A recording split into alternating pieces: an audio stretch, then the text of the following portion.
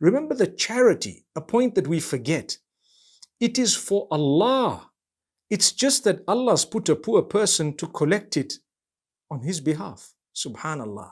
Subhanallah. Think about it. So when I have a charity in my hands, I need to tell myself, I'm giving this for the sake of Allah.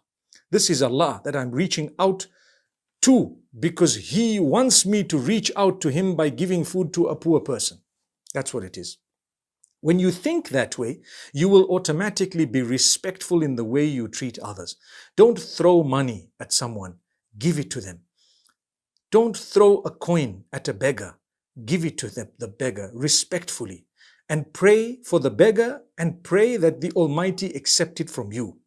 Allah says the real beggars are those, and this is now the etiquette of those who are poor. There are from amongst us many who are suffering, many who are struggling. They are in crisis. And Allah says, the true beggars or the true poor people are those whom others think that they're not even poor. Why? Because they have self-respect. That's why if you can search for those in need and spend on them, spend on those who don't beg, whom you know this person is in need, but their honor, their dignity, their level, their respect, their self-respect does not allow them to come and ask me. Let me give them without them asking, and I will make them feel so good about it. So you give someone a gift and it happened so respectfully. You expect nothing in return. Why is it that in the modern world, many people spend, yes, but they expect in return from the people or from the person. They want something back. At times, something immoral. They want it back. Where are those who fear Allah enough to give others and still consider themselves fortunate for having been chosen to give?